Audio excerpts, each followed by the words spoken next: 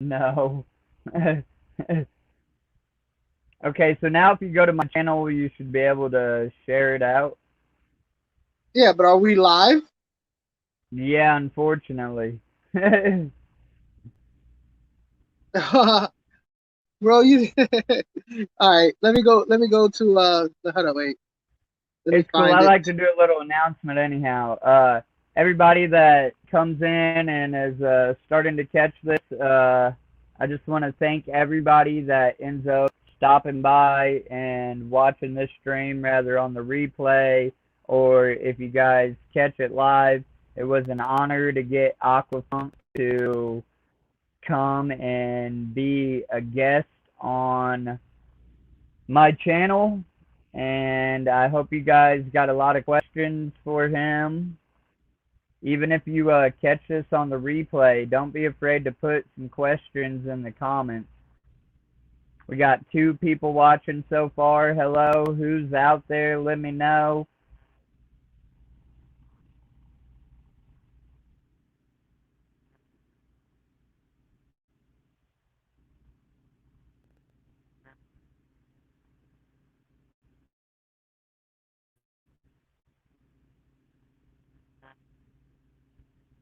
Monster Fish Gal, thank you, of course. I've made you a mod already, correct?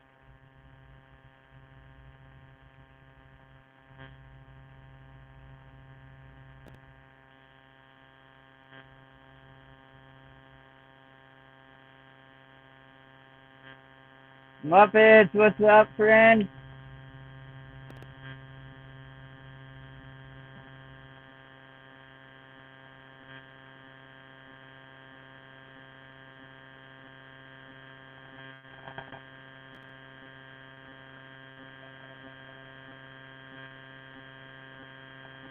Oh, Cooper, hey man, I appreciate it. I'm sorry for blowing you up, buddy. I just started setting up this pond, and those plants would be great for it. So I thank you. By the way, everybody, Funk was here. He actually stepped out so he can share the actual live, try getting people in. If all of you could go on your Facebook groups. My headphones just died, so I don't know if y'all can hear me still.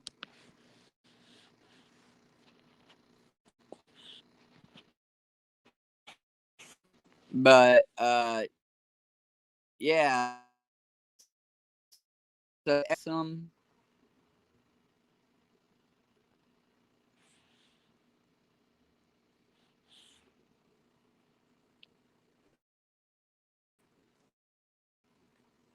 Mike, what's up, buddy?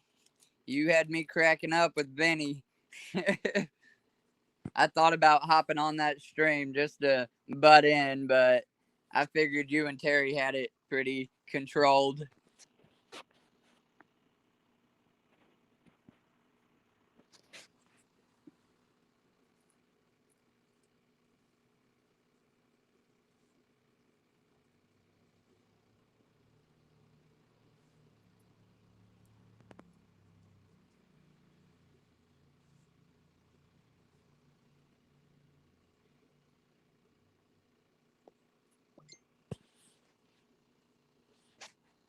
I froze.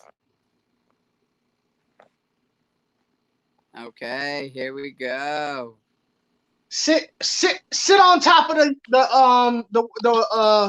router. What are we? Sit on top of the router? Sit right on top of it. You don't weigh that much, man. You don't weigh that much.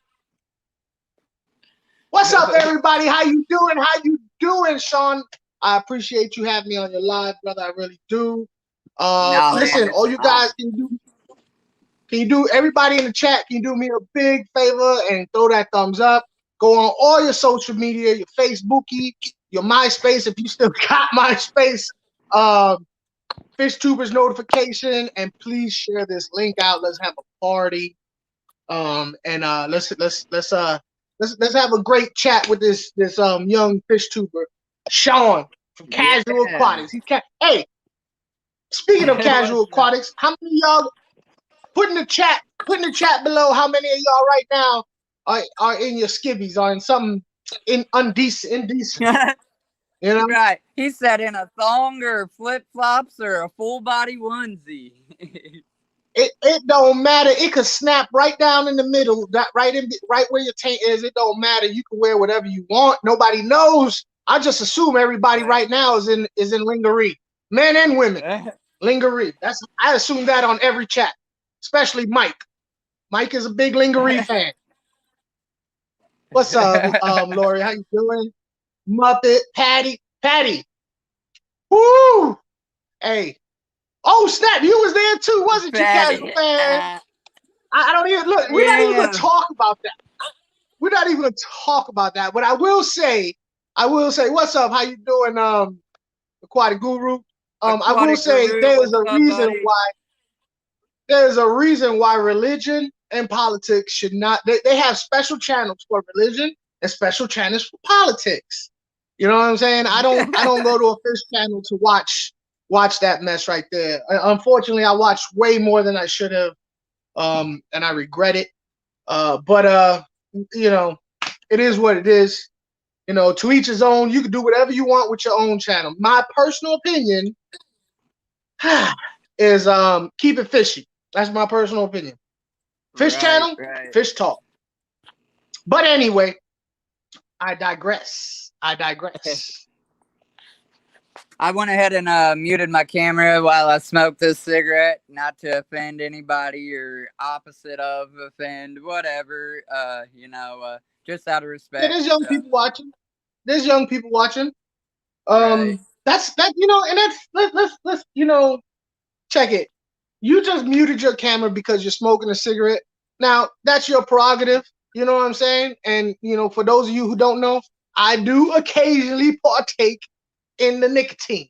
But on my videos, I feel like I have an obligation to young people who are watching not to I have an obligation not to try and influence them in any other way except for what they came for. So I totally respect the fact that you muted your camera. I would have did the same thing. I am drinking coffee right now, but sometimes I have juice in it. You know what I'm saying? Yeah. Juice. You will never see the juice can. Hey, what's up, Elizabeth? How you doing? You will never see the juice can because you know we have an obligation. You know what I'm saying? Whether we like it or not, we could say, well, this is my channel. If you don't like it, don't show up.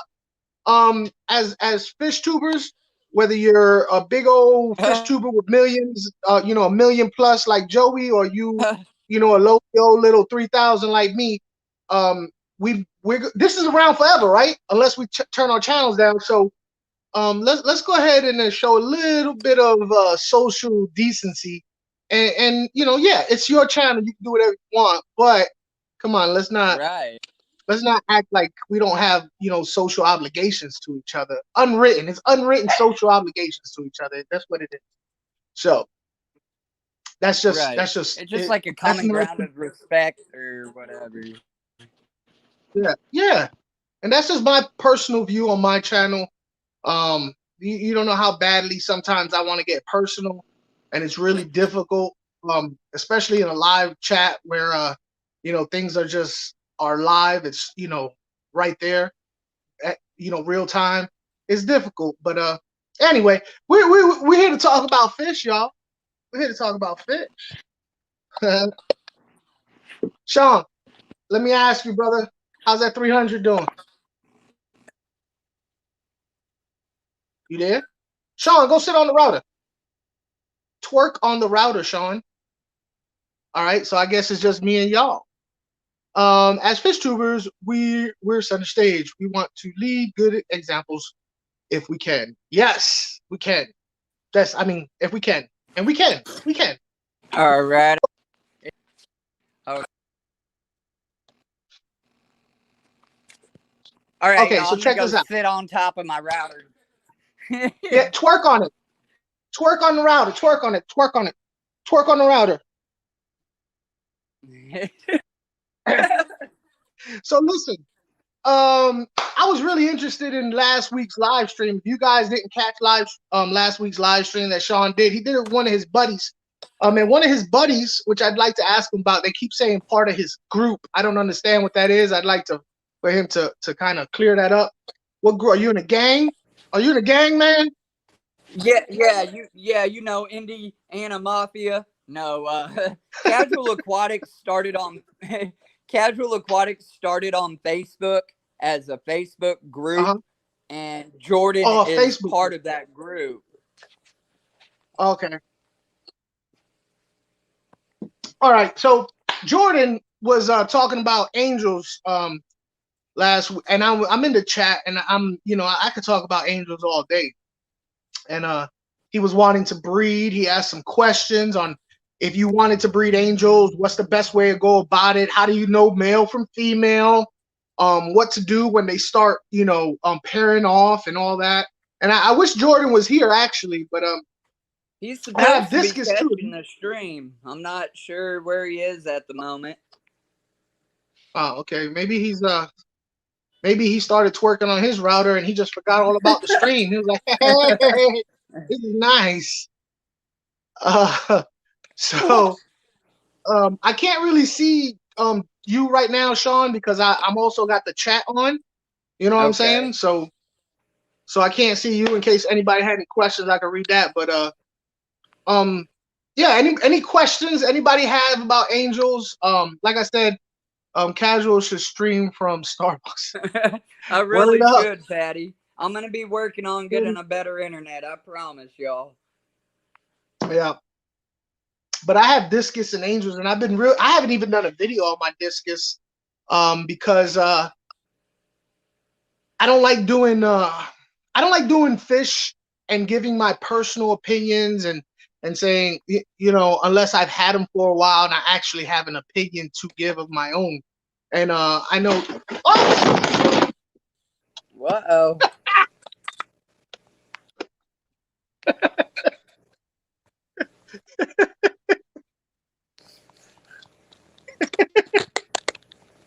All right. So that happened. All right. So let me see if I get this all good and going like I had it before. But I don't like giving opinions. I don't like reading. I just recently got some Discus in my angel tank. They're doing good so far. Word up. So what people have done in the past, YouTubers, and to each their own. Like I said, you can do whatever you want. It's your channel, but I don't like watching other people's videos and then going, okay, let me tell you about this fish. It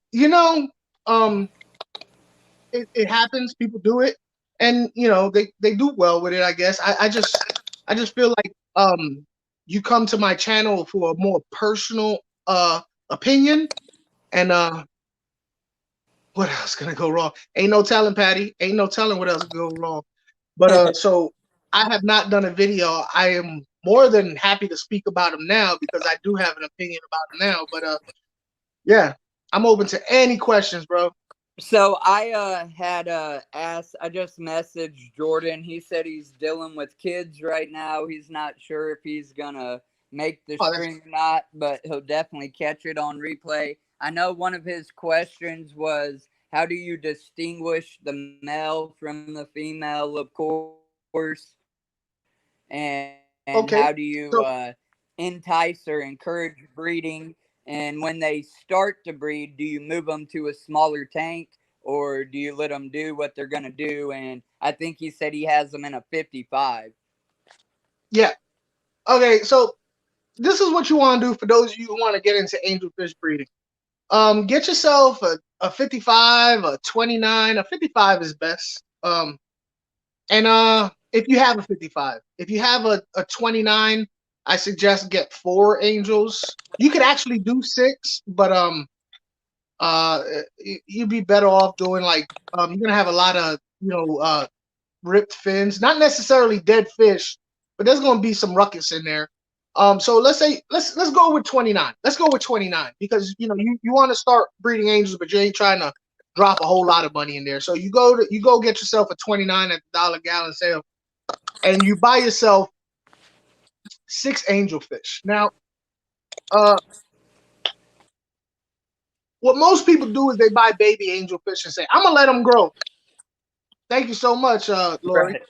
I'm gonna let them grow. But what happens is you buy these 6 angelfish, you put them in a 29, and you waiting for about 6 months. Now, to get them to grow faster, you want to turn the temperature up to about 82, and you want to feed them heavy protein. All right. So what you're gonna have is at some point you're going to have 4 angelfish about 6 months down the line. You're gonna have 4 angelfish, depending on how big they are. If they're little itty bitty, 6 months. If they're a little bit bigger, maybe sooner. But let's say you're gonna buy the little itty bitty ones for $5 a piece. You're gonna have 4 angelfish way up at the top corner, scared ishless, because 2 of them are gonna take over the other half of the tank. And this goes the same for the 55, right? Those 2 are the 2 that are the probable pair, but you're going to be tempted to take those 2 out and put them into a 20-gallon hive. I don't suggest doing that. I suggest that you do not remove possible angelfish until you are 100% certain that they have laid, spawned, and fertilized the eggs. The reason why is because I have done that in the past where I go, oh, those 2 are showing mating behavior. Well, guess what? They're 2 females. You know what I mean?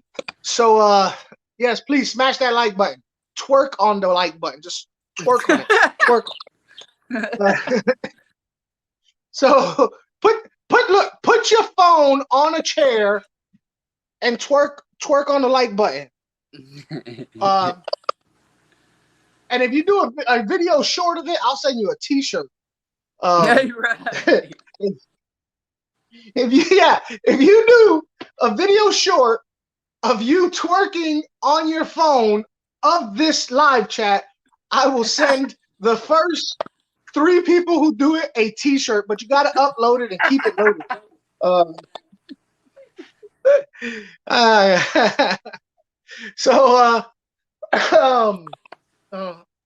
I don't got the body for it. Sure you do. We all have the body for it. It don't matter. You don't need a body to twerk. You need a booty. Oh, she said booty for it. They said booty for it. You can do it. It don't matter. Free T-shirt. The first 3, you upload it and do a short and make sure we see it. So you're gonna have to put it at Casual Aquatics or at Aquafunk Aquatics so that we can see it. So anyway, where was I? So I've had 2 females. Mystery Snail going, hey, how you doing, Mystery Snail? I've had 2 females act like a male and female. So you don't really want to pull them into their new tank because you could be wasting your time until you actually see eggs. This is why a 55 is best, because while that's happening, if you do it in a 29, they're being real aggressive to those 4.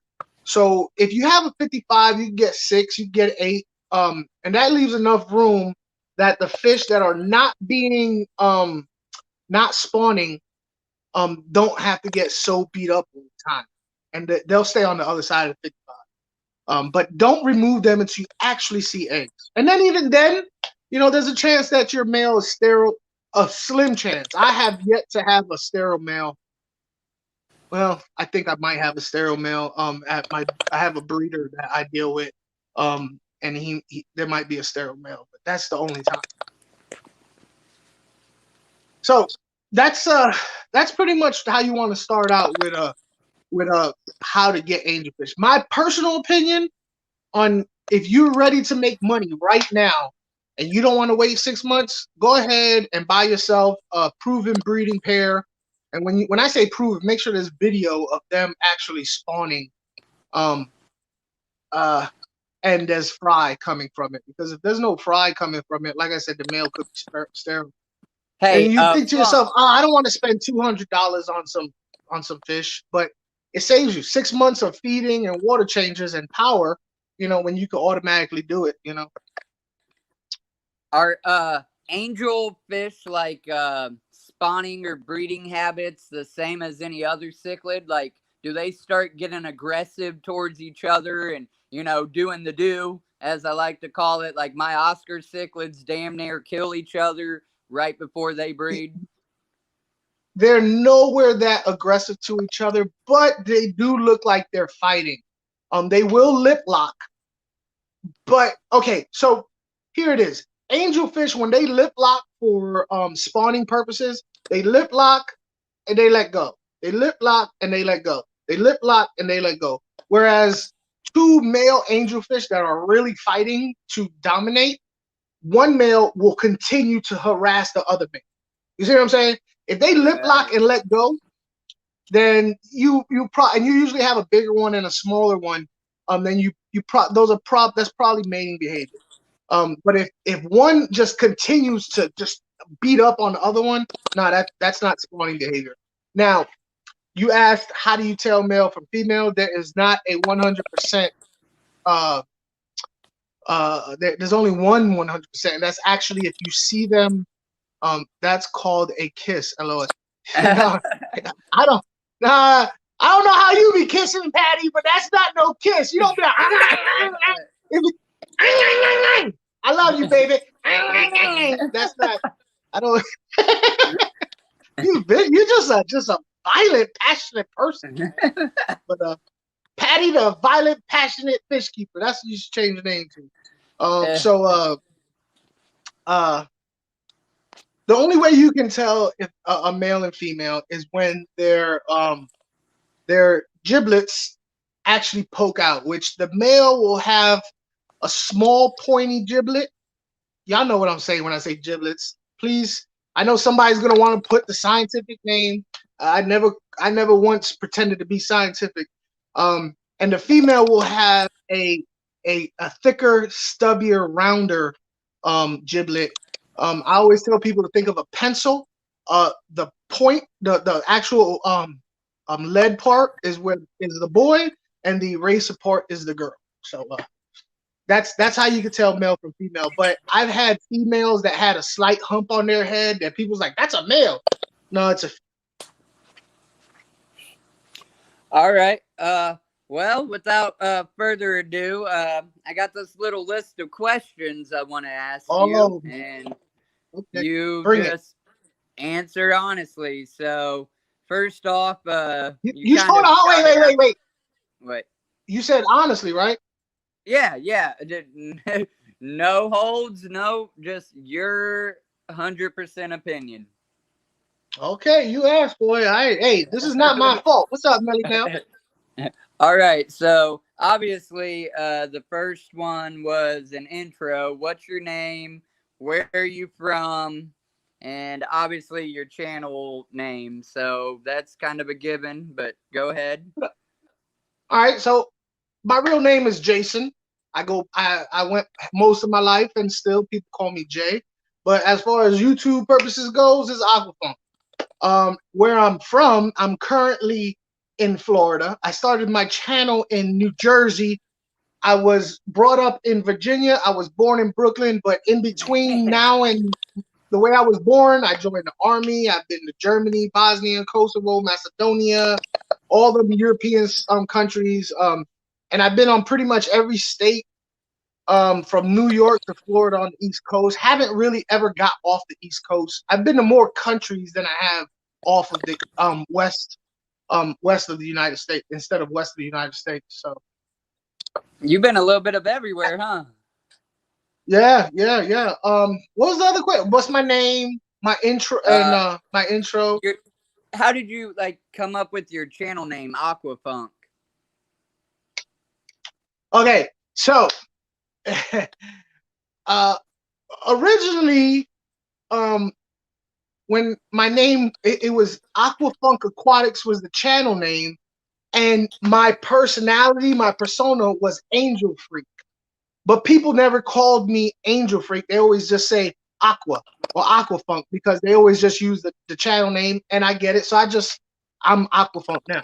So it was gonna be a toss up between Aqua Boogie, Aqua Mojo, and Aquafunk, because I just all those Boogie, Mojo, Funk, I just really like those. Can I get a fish fam amen? There's a fish fam amen. How's it go? How's a fish fam amen go? Like the man. Is it like that, Melly Mel? So anyway, I thought to myself, no, there's already an Aqua Mojo. Okay. Aqua Boogie. I said somebody is gonna be funny and go Booger, Aqua Booger. It never once occurred to me by using the name Funk what people can say. Never once.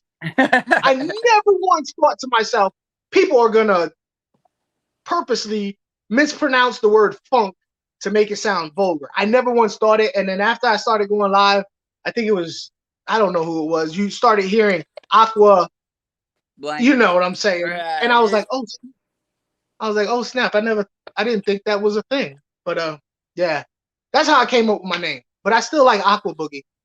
Yeah.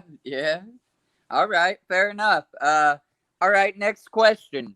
How long have you been keeping cichlids or tropical fish? Okay. So as a kid, I've had two stepfathers, right?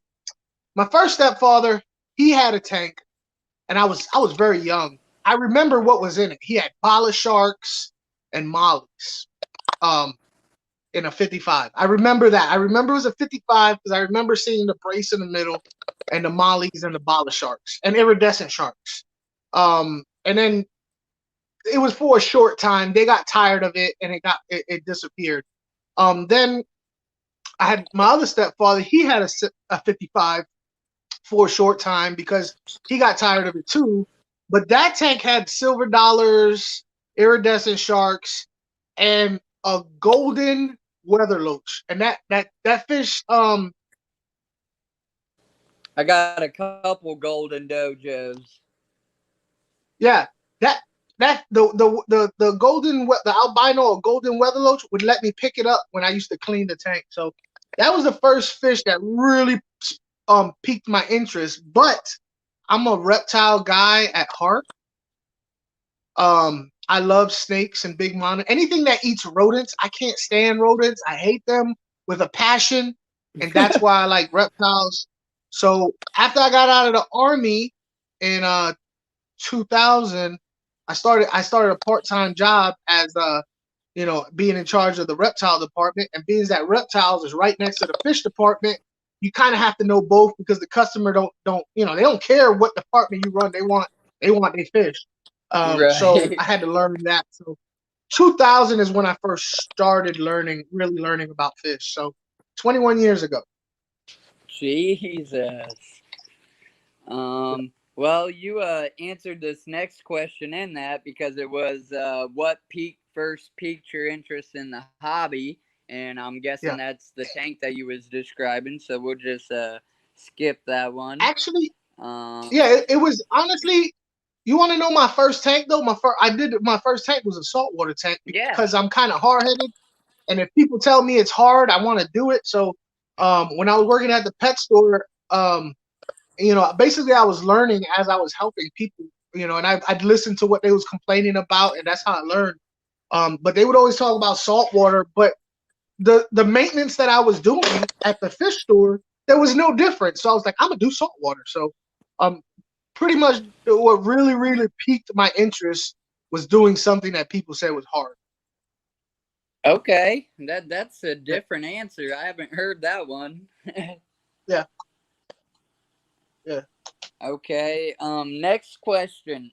What is your favorite part of fish keeping? And I like to give my answer to this one as an example. Like, my favorite part is the rewards you reap from, successfully taking care of your fish. They breed for you. They show like emotion or interaction with you. Like, they start to notice you are, rather they know your dad or they know you're the one that gives them food. I like to say they know I'm their dad, and you know, I be calling them, "Hey, babies," you know, talking to them and stuff like that. So I know, a little weird, but I see that. But at any rate, that's how I like to answer it. Like, that's my favorite part, is the reward you get from it. But how would you answer that? What's your favorite part of the hobby?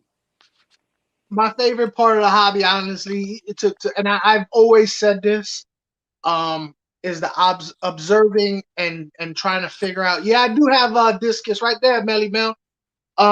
Is observing and trying to figure out why.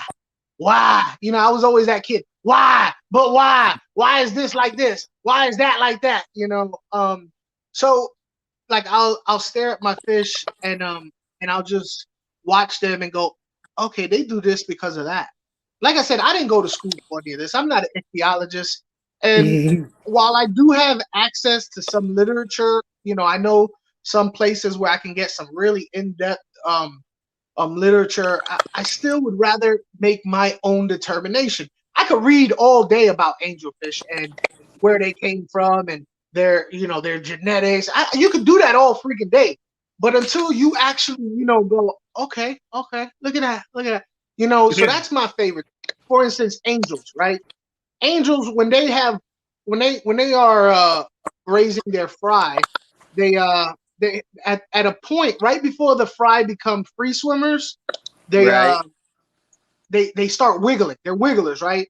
And they end up wiggling so hard that they usually wiggle off of whatever surface the parents put them on. So the parents will spend hours all day chasing these wigglers and spitting them back out. You know, and it just reminds me of like when I was a kid, you know, and we like my mom or my aunt, you know, my aunts or bigger cousins or whatever would take us to the park. You know, we had big families, so it'd be like maybe like one adult with like 8 little rowdy Puerto Rican kids in New York at the park, and they spend most of the time, come here, and chasing kids. Hey, you come here, and it just reminds me of that. So observing the fish to me is like the biggest reward. Right now I have a fish that is right now I have a fish that is very rare. Like there's almost there's damn near no literature on it, and right now I'm just observing the heck out of it and trying to come up with my own stuff. And the fact that there is no literature on it makes it even better for me, because I'm not, you know, my brain is not, you know, have extra stuff on there that I don't want. I want to make my Right, own you're determination. open-minded and just Yeah, taking it in. yeah, First, yeah, observant. yeah. hmm Skipper is So on now too.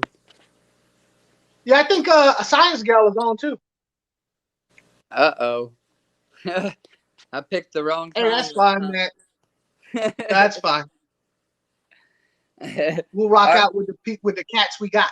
All right. All right. So you just said you've been in the hobby. They've been keeping fish almost 20 years now. So the next, I did have a break. Hold on, I did take a break in there because I went to school for Harley Davidsons, and so for a couple of years I didn't keep a tank because my hands were always greasy. So there was a large break in between. I gotcha. Okay, so then over the years, who did you look up to in the hobby? Like, who was your muse? Okay. So there was when I got back into keeping fish, I started keeping angels because I always wanted, when I first started keeping fish, I went after the monster fish, aggressive fish, saltwater fish. So I never really had a way to keep angels, you know what I mean? Because none of the other fish that I kept were compatible. Even though I always would love looking at them, I never could keep them because of the other fish that I was, you know, I fell into the whole hoopla and the whole thing of what is the rare fish? The rare fish is called a Criboharris boo. All right, so the Cribbleharris bugazi. Now I'm saying that incorrectly, but that's what it is, a Cribbleharris bugazi. Anyway, where was I? Oh yeah. What was the question? Mentor. Over the years, Mentor. who did you look up to in the hobby? All right, so I started keeping angels. They started breeding for me. I started watching FishTube, YouTube, and there was two individuals. Aquafunk, have you ever experienced have experience? Yes, I do. I'll get to that in a second, though. I do. I'm starting to really fall in love with snails, by the way. So I started watching these two guys on YouTube. One was called Mike Dean's. I always said Mike Dean's Fish Room, but it was something else. It's not the older guy, Mike Dean, that hangs out with Corey. It's a younger guy. And there's another guy called Majestic Cichlids. And they were a little, well, Majestic Cichlids, you could tell he was Puerto Rican, but he didn't really show his face. He was always in the dark and all that. And he raised angels. And then there was Mike Dean. He was a white guy, but he was like all like, like he was from the street. Wherever he came from, he had a very bad childhood. You know what I mean? I could relate to him. So, and that's what YouTube is for me. It's all about, being relatable. And these two guys were like, yo, I would hang out with these guys. When they talk, I understand what they're saying. They're not telling me a whole bunch of mumbo jumbo that I don't understand. So those were the two. And oddly enough, I'm actually good friends right now with Eric from Majestic Cichlids. He started his channel back up, and that's what I was getting at. They both quit at the same time. Bam! Quit. And I was like, man, who's gonna take their place? Like there's a bunch of people out there that talk like me, look like me, and act like me that don't really want to watch blah, blah. And this is a Terraphylium scaleri. It is a South American cichlid. Yeah, you know what I'm saying? So I mean, it's the truth. So I was like, you know what? I'm gonna do it, and that's how I started my channel. But it was Mike Dean, who don't have a channel more, and Majestic Cichlid, who just recently started his channel back up. So. Right on. And if you ever get a chance, I'd like to get to. Huh? I said I don't think I've heard of either of those names, but if Majestic Cichlids is up and going again, I'm gonna have to check him out. Yeah, you definitely do. He is nothing like me. He's Puerto Rican. He lives out in the Bronx, but he is very, he's a smart dude, but he says stuff so that I could understand it, and that's, like I said, that's what, for me, YouTube is all about, being relatable. If people can't, go like, what is a Terraphylium scalari? That's like I very rarely you'll hear me say Latin names, because when the first timer goes to the fish store, they see angelfish. It doesn't say Terraphylium scalari on that thing, So I try and keep it to where. So, and as far as the snails, I do have been because Mystery Snail was asking me about snail. I do have a giant apple snail that I call Crazy Legs, and I've had him for about I've had him for about 2.5 years, and he has been one of the most productive creatures I've ever kept in an aquarium. Whenever I have algae that needs to be taken care of, I can move him from tank to tank. If I have a duckweed issue, I can take him out of this tank, take him over there, and boom, now he has, he's eating up duckweed. I did a video on it. Island apple snails, or I have no idea. Florida apple snail. She might have been talking to Elizabeth on that one. They have a mini conversation going on in the chat, which I'm all for. I appreciate it. Yeah. But and I do have mystery snails, and I am very because I like angels, and You know, I am. Oh my goodness, this What guy, are you? What are you talking about, Melvin? bro. You don't want to know. Don't get Melly Mel started on the Phoenix. The Phoenix hates aquafunk. The Phoenix hates Oh. aquafunk. I'm just letting you know. Right? The Phoenix has something. He has a personal vendetta against aquafunk, and the Phoenix needs to be put into an asylum where he can be monitored 24/7 with professional help. So, All right, I'm gonna ask you this next question, and I'm gonna go let my dog in because I hear her barking. okay. Okay, so the next question is, if you could make one single change in the hobby, what would it be and why? Ooh, that's like nobody's ever asked that question to anybody. If I could make a single change,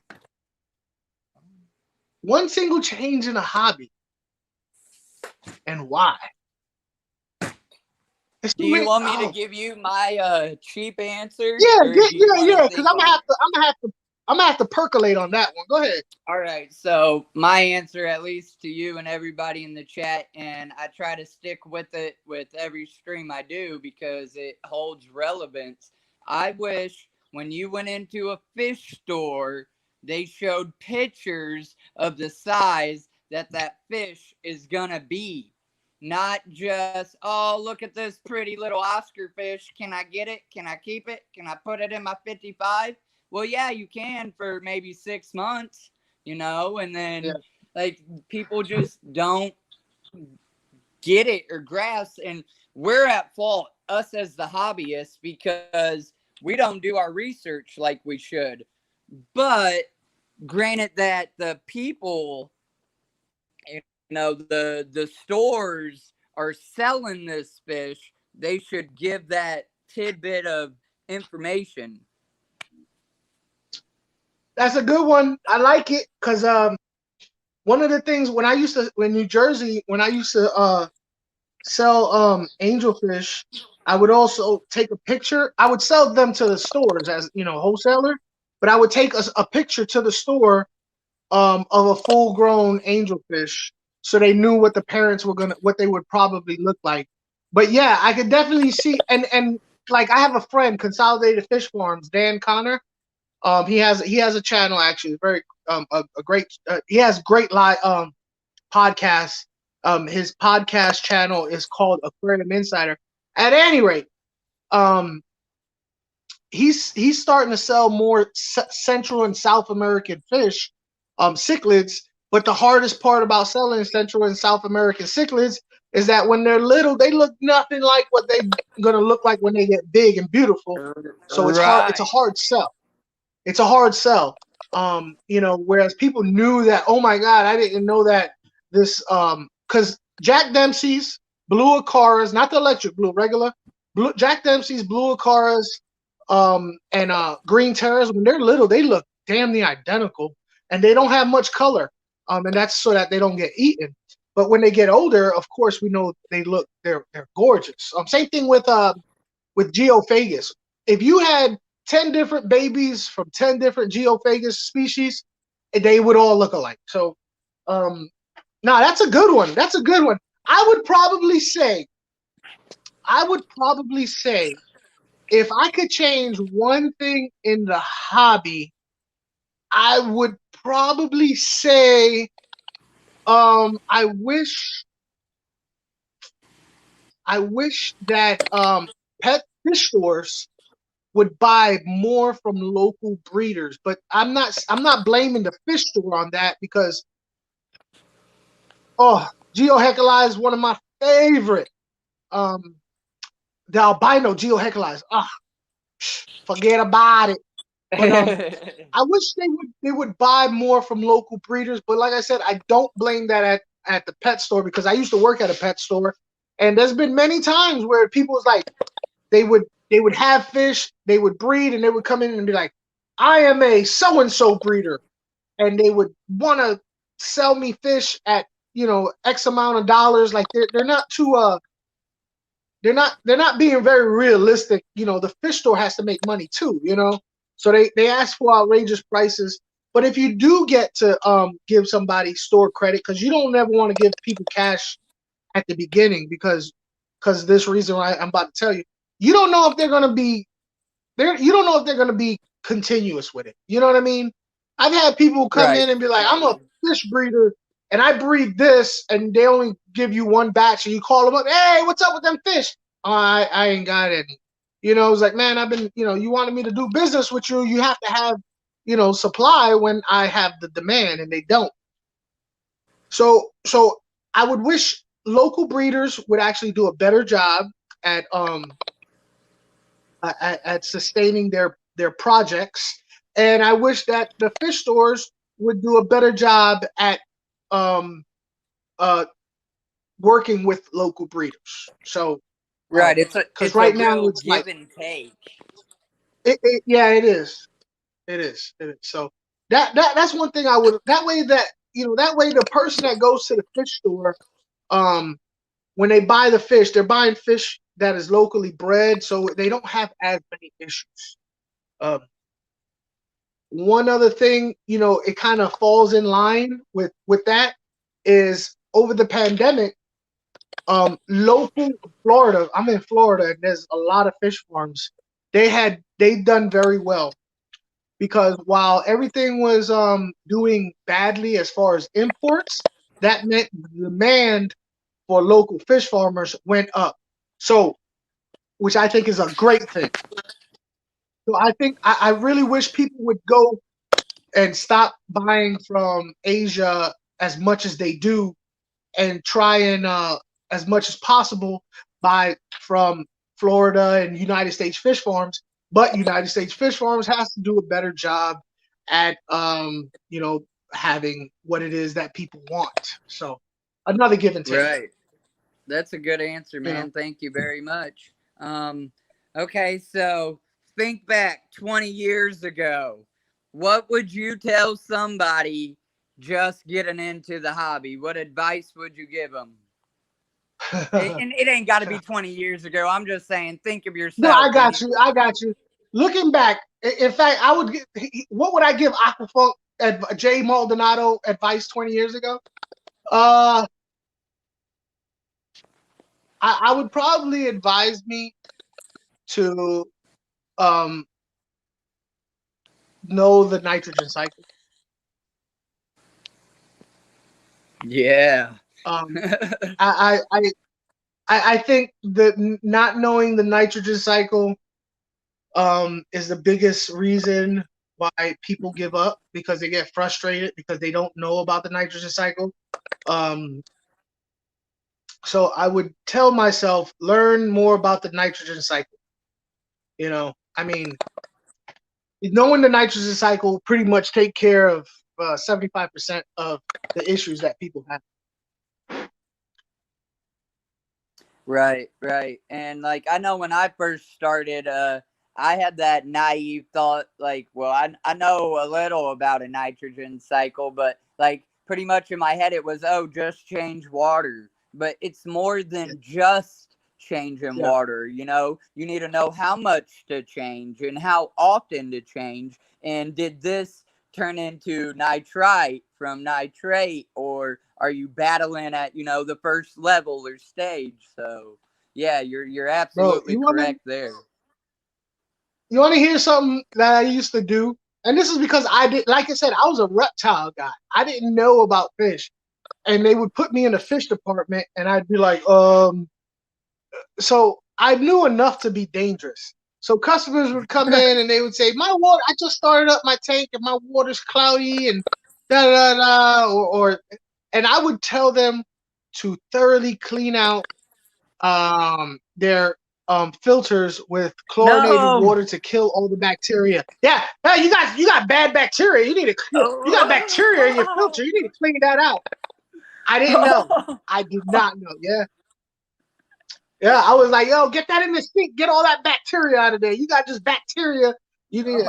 Because I didn't know the difference between good bacteria and bad bacteria. Right. So I thought all bacteria. Yeah, that you were I flushing didn't know. down your sink.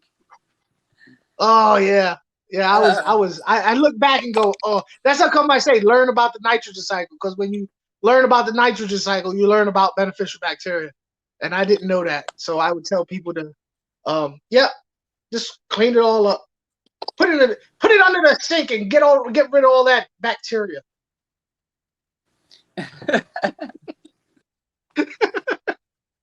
All right. So far in the hobby, what's been your favorite fish to keep? Is it your angels and discus, or do you have a fish that you're keeping now, or that you've kept in the past that was actually your favorite? All right, that's a difficult one, because angels. I'm gonna tell you why I keep angels, because the way that I do my water changes, the way I like my temperature, the way I like my filtration, it's just very suited to angels. It's like everything I do is very suited to keeping angels. I get angels to breed all the time. These are breeding pair. You know, this platinum, and I didn't try and get. It's just very natural for me to keep Tank in a situation where angels are thriving. But as far as my favorite fish, that will change every time a fish makes me curious about it. Like Okay. my busingis right now, my Cribboharris busingis.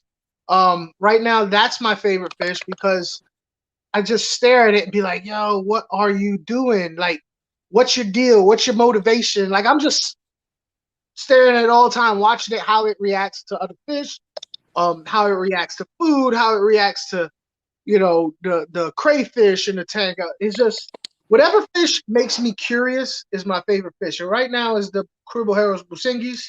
The angels, that's just in my DNA. Like, it's just part of who I am. It will always be there, whether I like it or Right. not. No, that's cool. I get it. I have an addictive personality. However, I would say so far that I've kept, my Oscars are probably my favorite, just because of their raw personality. But I love all of my fish. Like I said, I baby talk my fish like they're children, like they can hear me. So, you know. Yeah. Yeah. All right. What's one fish that you haven't kept that you would like to, and why have you not yet? If that makes sense. The big. There's a couple. There's the I don't know if you can see it in the picture. There's the chancho. There's the blue umbi, and the Haitian cichlid, the Haitiensis. And the reason why is because I just don't have a big enough tank to dedicate to one fish. And each one of Right. those fish get huge. But one day I will have 3 huge tanks with a Haitiensis, a blue umbi, and a chancho. Okay. It's gonna happen one day. I don't know when. Isn't the That's chancho a snakehead? No, the chancho is. Have you ever seen King and Queen Cichlid? Yeah, yeah. He has that green chancho. Oh, okay. Yeah, it's a big Central American cichlid. And he's olive green with some yellow. Smash that like button and share. Sharing is caring. So it's a big old olive green fish with like yellow on the bottom, and it's just got a lot of personality. At least Scott's did. Scott's had a lot of personality. And I every time he used to show it, I used to be like, wow. PH. My bad. I was trying to say, PB, what's up? Thanks for stopping in instead of What's interrupting up, you. PH? PH Aquatics. Pretty Ricky.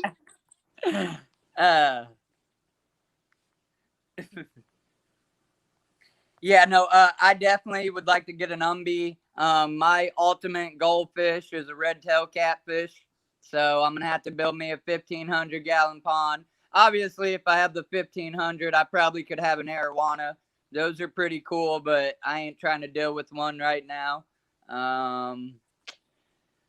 Yeah, I mean, I love monster freshwater fish. I will eventually have a monster freshwater pond with like a tiger shovel nose and a red tail cat and. Dude, I would love to have me a red tail shovel nose mix. I love those. Yeah.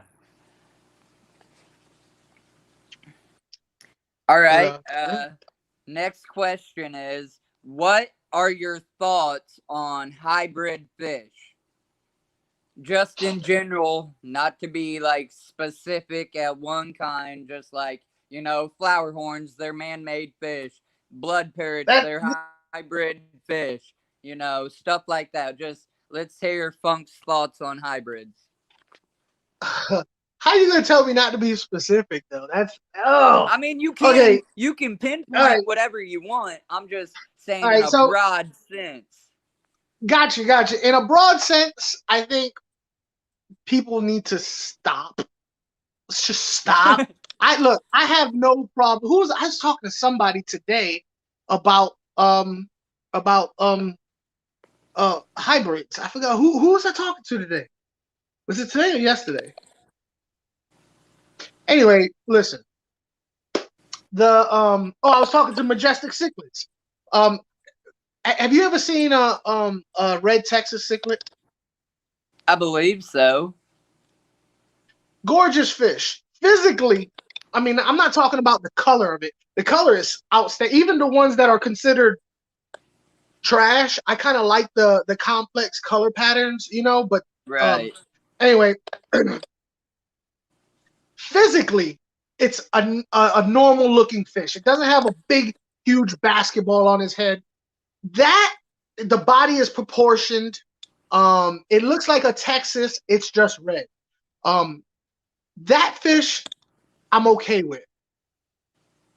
The flower horn, while I agree has some really, really cool personality traits, physically, that thing on top of his head does not benefit it at all. In fact, I've known more people have a flower horn and that thing get injured and become infected and it died. So they're basically, on a lot of these fish, even the same thing with balloon fish, the balloon fish, right? Like or short body. What they're doing is they're breeding their internal organs aren't smaller. Their internal organs are the same size. Their body is smaller. So you're cramming what used to be in a normal size package. You're cramming it into a small package, and it's not very healthy for the fish. I mean, and not just hybridization, but designer fish. For instance, I call angels designer fish. All right, unless it's a wild caught fish, angels are something that people worked for to get it to look a pattern a certain way. And for the longest, it was just that was all. Coloration and pattern was the only way that it was manipulated, But now they're coming out with these super veiled angels. I got an issue with super veiled angels. If an angelfish has a tail and it can, the tail can be erect and straight. The rays, the rays of the tail can be straight. I'm fine with it. Okay. But when you purposely breed an angelfish to have such a long tail that it weighs down on the actual spine to where it's just drooping like that, and the base of the spine down by the tail area is taking a lot of pressure, over time you can see where the angelfish grows deformed because it's just got all this weight that it's trying to lug around every time it swims. So I have when you start messing around with the actual health of the fish is where I have an issue, and there is too many cases, and a lot of it is these balloon ones that I'm like, no. Now that's not hybridization. Well, some of it is, like the blood red parrot. It's just, I just think that's. I mean, I'm sorry if you guys have a blood red parrot, but it's just a weird, ugly looking fish to me. It's just. I got a couple. Oh, it's just, look. I can't really tell you what it looks like to me, but when you're looking at a blood red parrot straight on, it's very phallical, if you know what I'm saying.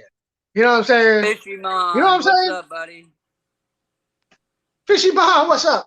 But if you're looking at a blood red parrot straight on, it looks like you're staring into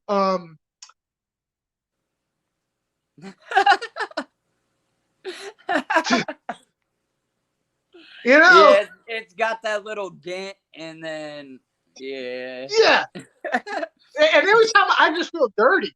I'm like, oh, like, stop staring at me. Like I'm trying to duck it, you know, like.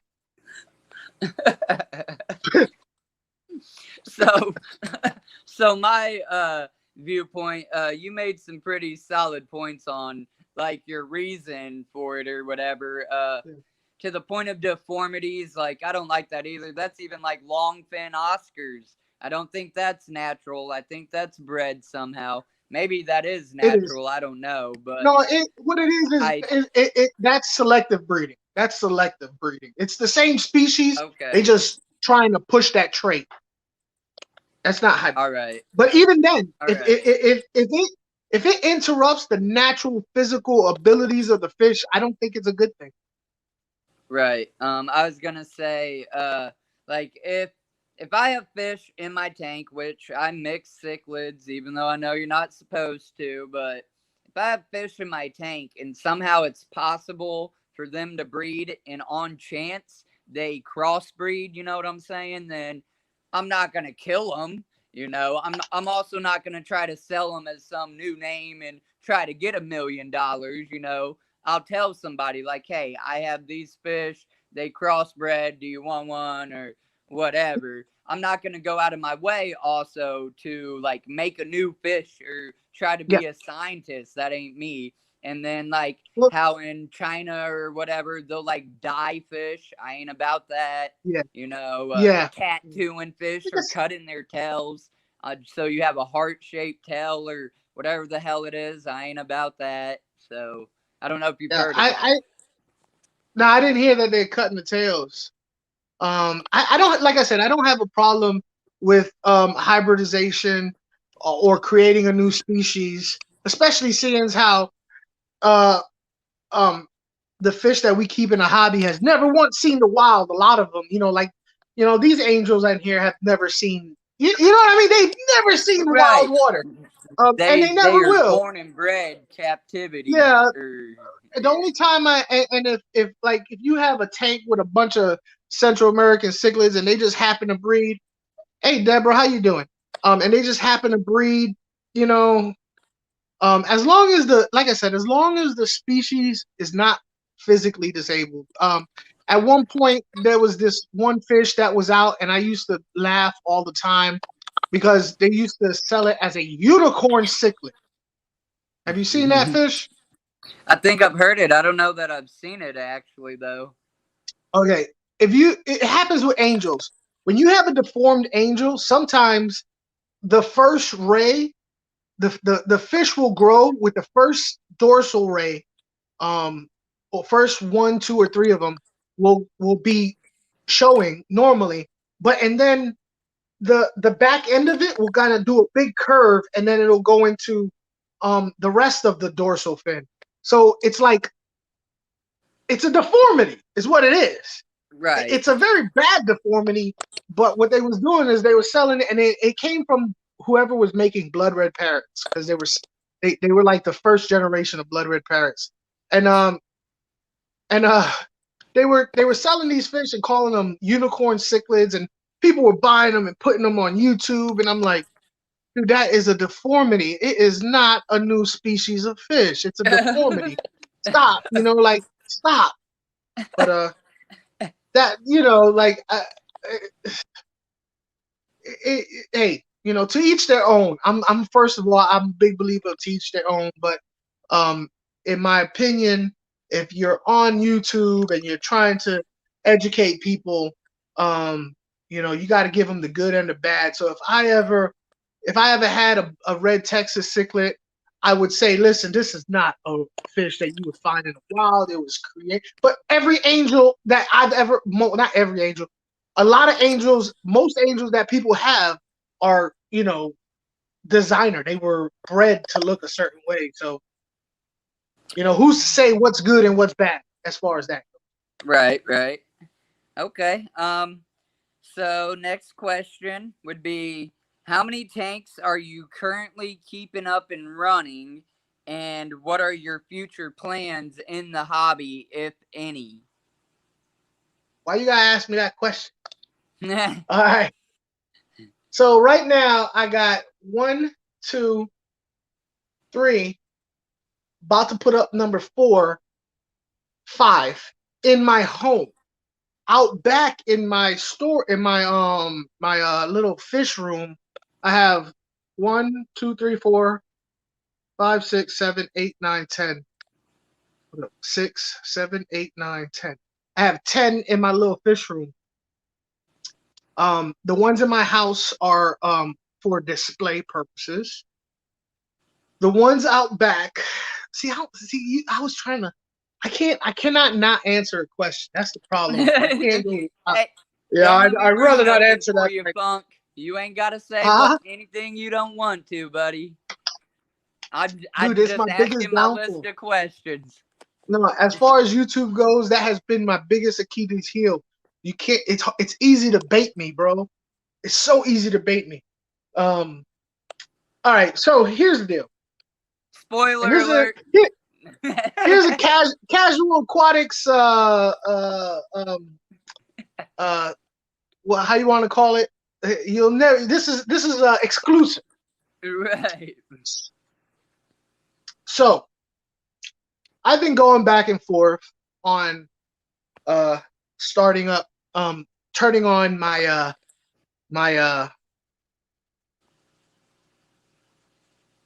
membership.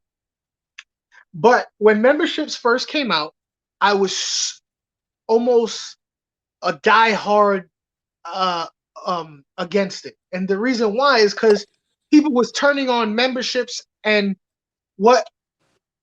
here's the deal. When you watch my channel, right?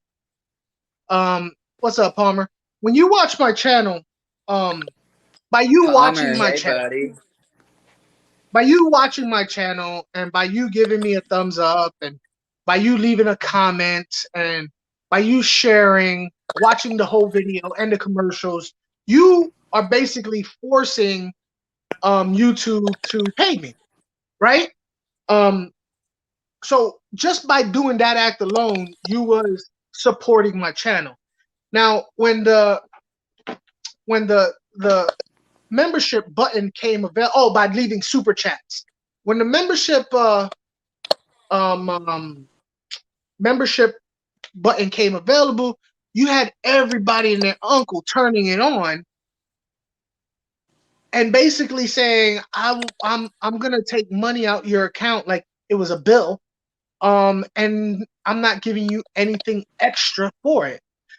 So that's where I had an issue. I had an issue with people turning on their memberships and not giving anything extra. Now, playing devil's advocate, people said, oh, but by you doing what you're doing, you deserve some compensation. And I get it. It's just my personal opinion was I would be doing this if I was getting paid or not. So why ask people to pay me? And then at some point, people was only allowing people that were memberships to leave comments, and it was just something that I was like not cool with. That's now like, as time.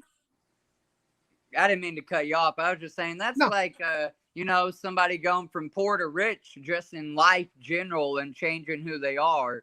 And I wouldn't be cool with that neither. So that's respect. Yeah. Like, so, and I was really against the whole membership thing, unless the viewer was getting something in return.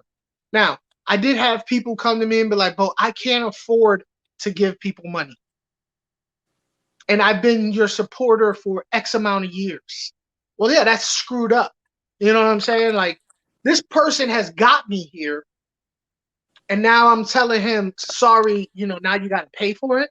So right. I was trying to figure out a way how I could turn on the membership button, because, this doing what we do does cost at a certain level. You'll hit a certain level where, where it's like, okay, this is getting kind of a bit it pricey, ain't nothing to walk into a local fish store and spend $200 on a normal day, let alone setting up for something big and good. Yeah. Well, I mean, you got, despite, let's put away buying new fish with just cameras. You got to make sure you have like I do everything off my phone. So every year I got to get a new phone with a better camera. All the little doodads and plugs and all the stuff it takes to put on a video. The time. I got a family. I got a family that my time is taken away from them to do a video. So I was trying to figure out a way to turn on my membership to help offset the cost of keeping my channel. But at the same time, giving back a lot, not a little bit, a lot. Aquafunk, are you absolutely correct? If you're to get anything extra special, then why should someone have to pay for getting? All right. You are absolutely okay. I got you. Yeah. So what I've come up with is when I do turn on my membership, I am still going to provide the content that I have been providing. I am going to start a live stream where everybody can have a chance to participate and communicate without having, oh, this person is the only person that can speak. No. But I am also going to, because I sell fish on the side. Right. I'm going to expand that. And as a perk to being a channel member, I am going to make fish available to them at almost next to nothing except for the price it costs. I am going to make some. I'm going to make some off of it. But in my opinion, if you're a channel member and if you got money coming out of your bank account to me every month without you even doing anything, that's a big deal to me. Like I can't just give people money, out my bank account without, just having it automatically deducted with me not feeling it. So what can I give back? Well, for the cost of shipping and a little bit over cost, for me, because I could get fish pretty cheap.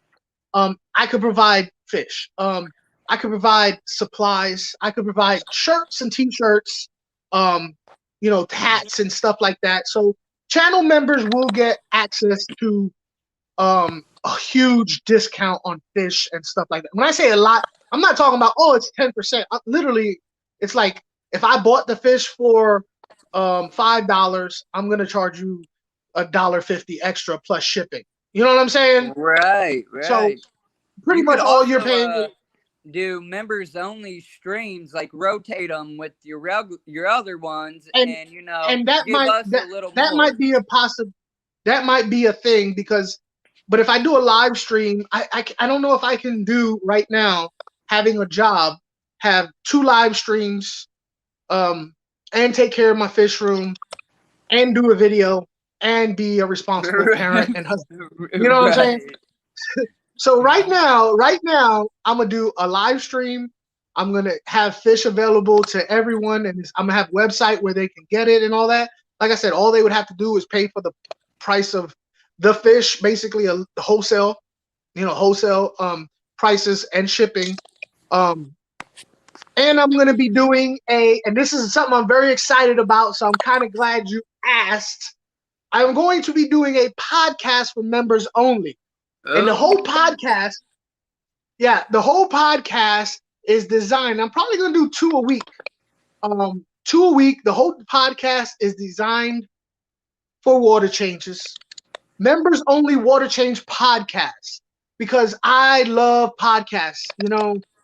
When I'm changing water, I can't look at a video. I can't go, look at the video and change. That's how tanks go overflown, brother. You know what I mean? How many times have you been watching a YouTube video while you're doing water changes, and next thing you know, it's like, oh snap, it's overflow. So I want to do a podcast where you can turn on your phone and you could have it blasting on the television, on a Bluetooth speaker. You don't have to look because I'm not going to be showing anything. But because it is members only, I can be a little bit more racy, talk about subjects that I might want to stay away from in a public channel like my own. Right. But I'm polishing everything up. That's how come it's not available yet. In fact, my last video, I was gonna announce it, and I was like, "Oh, I'm not ready." But it's coming. It's coming. It's coming, and I'm very excited about it.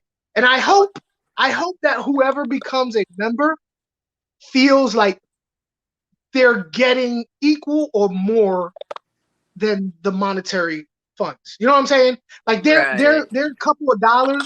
They're getting value that they would not want to do without. And that's So what I wanted. I was gonna say, so tell me, because I don't know, I'm not monetized yet. I still got to get them hours. But Okay. does YouTube allow you to like set how much your membership is, or do they have like a bottom line you have to set it at? Because, you know, some people don't know that and don't take that into consideration. And they're like, this dude wants $5. Well, you know, YouTube takes $3.50. Yeah, and that's something that I have to really go over, because I mean, when you think about it, it's a really funny argument to have $1.99, $3.99, $4.99. It's like, if I'm asking for $5, is that too much? Or if I'm asking for $2.99, am I cheating myself? Right. You know what I'm saying?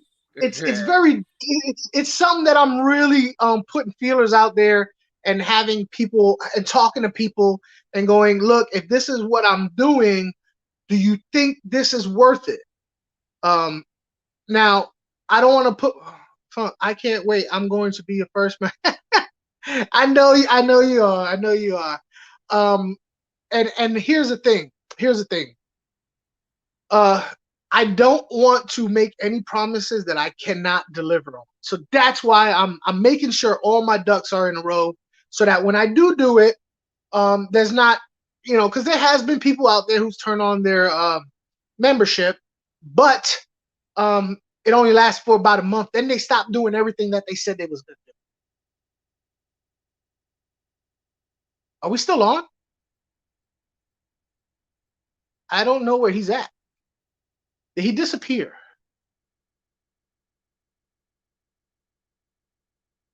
I guess we're still on. Can anybody tell me if we're still on? I don't know where he went to.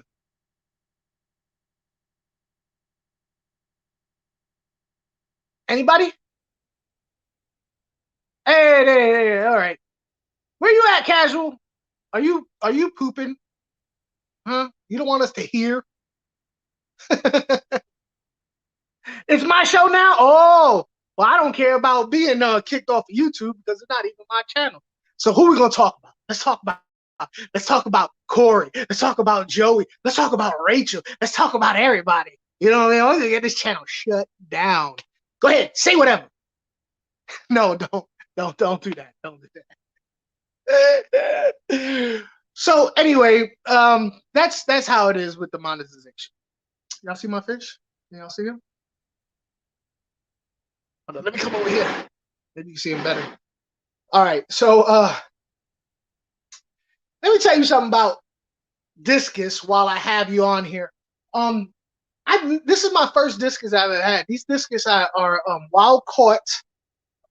They're called green tahi. Discus, Taje, I think. And anyway. And I have mixed feelings on Discus. The cool thing about Discus is you can keep them dang on near identical to Angels, except they like it a little warmer. Angels could take the warm weather. So I got this at 84. Hey, Thank you. Sorry. You had to go potty? You No, light a match? I tried to exit off the solo so that it wasn't just you up there, and somehow I exited myself. No, you can't have my black angel. Right there. That's a That's a double black veil angel. And you can see where her tail is slightly bent. I kind of have a problem with that because it just now started popping up. If I was breeding an angel, I would not breed that into. And now these are a breeding pair, but I let them eat their fry. I'm not growing them out because if you look at her dorsal fin, if you can see it, hold on, wait, where you at? Nope. Yeah. All right, if you can see, there it is. Okay, this is exactly what I'm talking about. You see her dorsal? Let me see if I can. You know what? This is gonna be great. This is gonna be great. Here we go. Here we go. Let me slide it. Bang!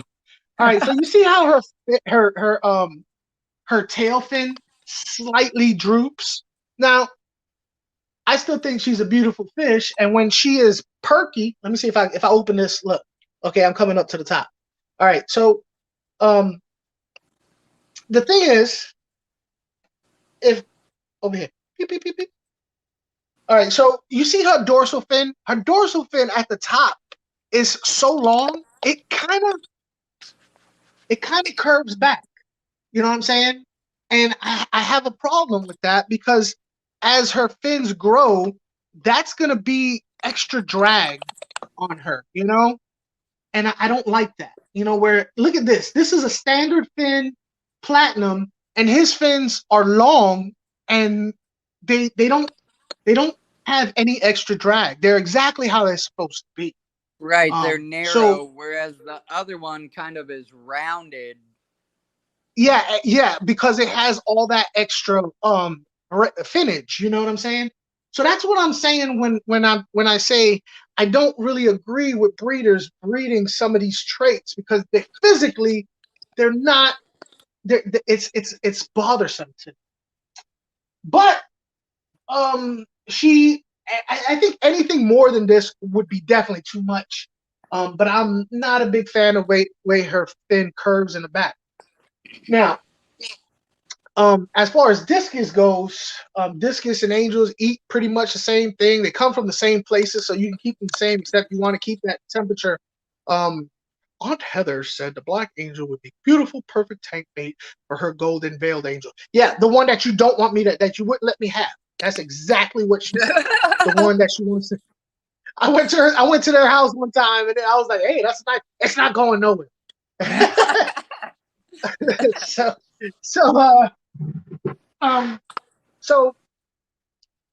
here's my thing with discus.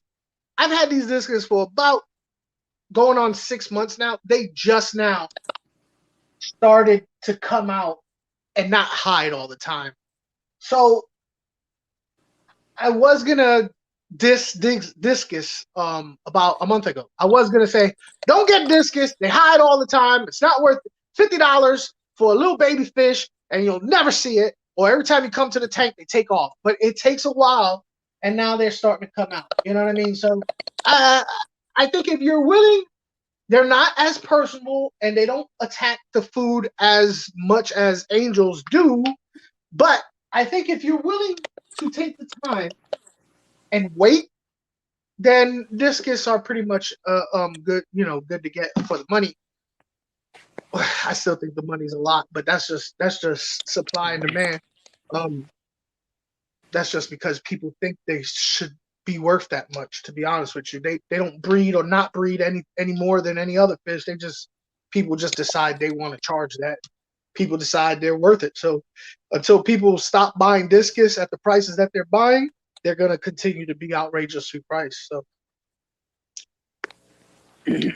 but angels are way more personable and way more easier to keep and cheaper. But I do like the contrast of the two fish together in the same tank. Right. All right. So we learned just previously that you have roughly about 13 tanks or somewhere in there. What kind of setups do you use? What filters, heaters, and lights? Like, do you have any that you live by, or any that you're like, I don't care if it's given to me for free, I'm not using it in my tank? Canister filter will not use in my tanks. And why? Not because canister. Why? Because I'm the type of person, out of sight, out of mind. And I've had canister filter before, and I did not clean that thing out. And when I did clean it out, it was disgusting and nasty. So for the sake of maintenance, I think canister filters make people lazy. And they're kind of a pain, you know, because when you disconnect the tubes underneath the tank, they do drip water, you know, and then you take this thing to your, if you have it, you know, if you live in an apartment, you take it to your bathtub and it starts splashing fish crap all over the place. So I don't like canister filters.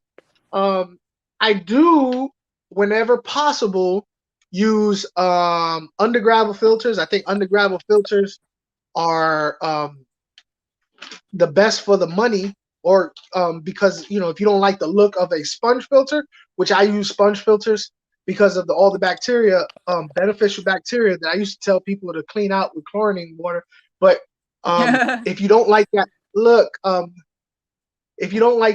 then undergravel filters are so easy to maintain, and they produce so much beneficial bacteria that the water stays really, really stable. I do have a hang on the back filter that it was a Title 55 that I'm using for grow out. Filtration, because I have so many tanks, I try and stick with air because of the price. But if I had a display tank, I have no problems with hang on the backs or sump filters. I really don't. But I really, really like undergravel filter. I have an undergravel filter in my 75. I've heard of them. I've seen them. I've never used them. I don't know much about them. Oh man, you could DIY undergravel filter for next to nothing with PVC, man. Right on. And Mike, Go you to Home said I'm Depot. 100% with you on canister filters, converting all mine to sumps. But ain't a sump a glorified canister just souped up?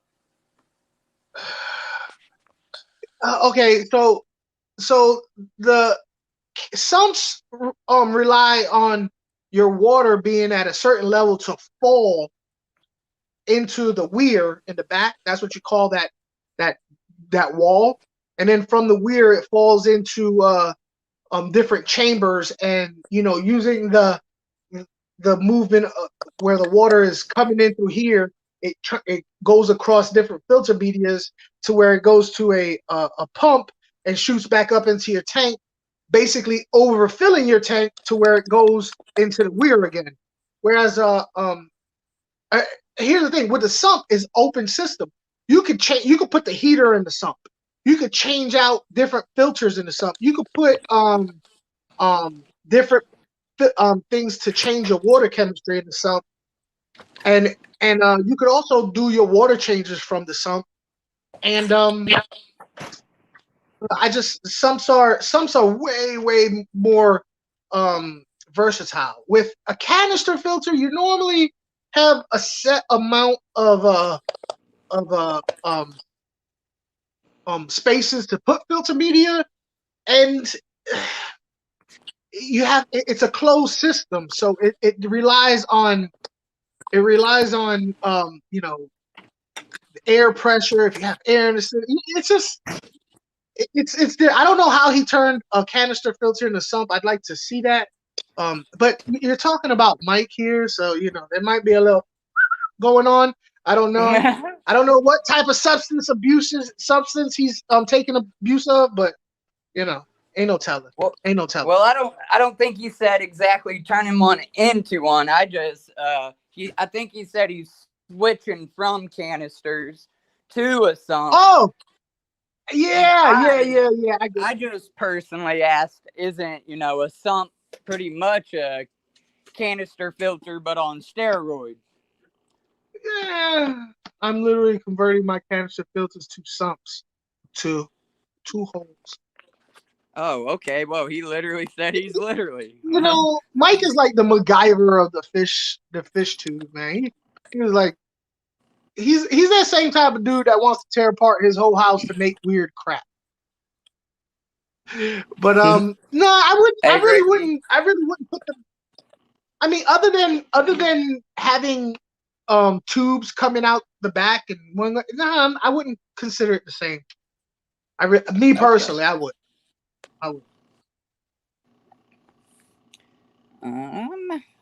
Let's see here. Okay, so you said you technically have a fish store, or you don't, but you do just like sell fish occasionally on the side. Like, is there a website for that? Like aquafunk.com fishes? Not yet. No. Not yet. And not yet. So far, all I've been selling is locally on Facebook. Because it's kind of like my dry run, you know, like let me do local on Facebook, so that I could get some systems down before, you know, because I don't want to. I rather uh under how's it go? I rather under advertise and overachieve than over advertise and underachieve. So right now, yeah. I rather get all my ducks in a row, iron out any issues, and then once I feel confident that I can go ahead and fulfill any promises I give, I'm gonna go ahead and pull the trigger on the web store and the membership. Okay. Yeah. I got a few more questions on this list anyhow. I just wanted to take a second and say thank you. We have the whole stream so far, roughly about 10 people watching consistently. Now here we are at an hour and a half. We got 14 people in here. I just wanted to take a second and thank y'all. Without you, this ain't possible. Yeah. I mean, I could sit here and talk to Funk, just me and him, and I'd be okay with it, but without y'all, there wouldn't be a stream. So I wanted to say thank you. And if you don't already know, like, sure, I'm asking these questions to Funk, but I would love to see your answers in the comments too. Like, if you can relate to any of these questions, please, you know, put it in the chat, put your answer, and I'll pull it up and we'll discuss it, or, you know, whatever the case is. So I just wanted to take a second and thank the chat. Thank you guys very much for, you know, stopping in at little old casual aquatics. Yeah, y'all friggin' rock. Friggin' rock. T-Bone Fishes, what's up, buddy? Thank you for stopping in. Dawn. Oh, wow. Hey, thank you very much. Dawn is a member of my group. In fact, I need to talk to her about getting her up on the stream because she's doing some breeding projects. She's got like 30 tanks in her house. Word up. What's she breeding? Don, what all was it that you was breeding? Put it down in the comments. Well, I'm glad to meet you, Dawn and T-Bone. That's the first time I remember seeing you. So T-Bone's from Australia, Funk. Oh, word up. Hey, man, y'all still got that mice issue going down now? That's my worst nightmare. I don't know what I would do if I woke up and there were 3 billion mice running around, looked like a rug, a brown rug just moving on my. I would flip, dude. I would have a heart attack. Literally, I would die. I'm not saying this like ha ha ha. That's my nightmare. I couldn't do it. I couldn't do it. No way, Jose. Y'all still got the mice going crazy over there? T-Bone, what's up with the mice story? I'm going to take a second. If I didn't acknowledge anybody, I'm just going to go through here. I see Fishymon, Elizabeth from Florida Fish Rescue, Monster Fish Gal, Deborah, Patty's Petite Tanks. Who else am I missing? I know Aquatic Guru and Palmer stopped by. That was awesome. I appreciate Palmer taking the time out of his day to come to my channel. We got Griffin's Fish Room. Lori got a question when you get there. All right. Mystery Snells, Melvin, Ricky, Mike, of course, Florida Fish Rescue, T-Bone. Thank you, everybody. And Dawn said German Blue and Dark Knight Rams, a couple different types of bettas, some different strains of guppies and snails, all kinds. Oh, and some shrimp projects. In fact, I was She's going to trying to get reach out to rich with Don. those Dark Knights. She's trying to get rich selling Dark Knights, boy. People pay anything. They'll sell their parents, their firstborn children, for them Dark Knights. But as far as Lori asking about ponds, actually, yeah, I have a little DIY project that I'm thinking about doing, a small patio style pond. When I say small, it's gonna be a 55, and it's out of a barrel, 55-gallon barrel. So yeah. But I'm working on it in my head, how it's gonna go and how I could make it as cheap as possible without it looking cheap. You know what I'm saying? So yeah, there is. And I'm going back and forth over what to put in it right now. I'm struggling that right now with my 300-gallon pond project I'm working on. Like, I ain't got a lot of money. Yeah. Ultimately, the focus is that the water is good quality. Everything's in it that needs to be for fish to breed and feel comfortable, have plenty of hides and, you know, plants and all that good stuff. And then just from like visual appeal, like I'm kind of struggling on that one, which there'll be an updated video here soon about that. In my last video that I done on the pond, I said that was going to be the last one until I had it looking all pretty. So I'm trying to stick by that, and therefore I'm trying to figure out exactly how to do it all up. But I might do another sneak peek at it or whatever, short video to show everybody. But I feel on that, just trying to make it look good and also be good, you know, everything running successfully and all of that. What you got for me? These questions are really good questions. I've been on a bunch of live streams, and a lot of times the questions are the same. I'm really excited. What you got next, brother? All right. Let's see here. Where did we leave off? We asked about the filters and all of that. Okay, so then you said you're more or less in the process of doing this. So again, answer what you want on it, because this is more kind of a personal base. But what's been your biggest challenge in trying to start up your fish business or whatever? Time, and the fact that I have a family. Like, bro, okay, so my fish hobby and my YouTube channel go hand in hand, right? It's hard for me to separate the two. So Aquafunk, how many tanks do you have? What was that? What did I say? 1, 2, 3, 4, 5, 6, 7, 8, 9, 10, 11, 12, 13, 14, about 15. So time, and here's the deal. I have a 2-year-old daughter. I have an 8-year-old daughter. I have my old lady. You know, I'm a father. I'm a husband. I'm an employee. I'm a fish keeper and a YouTuber. So that's a lot of hats, and I can't wear them all at the same time. Right. And you know, if I had time, I don't need a lot of money. If I had a lot of money, I don't need a lot of time. So I don't have either one of those. I don't have time or money. So thank you, T-Bone.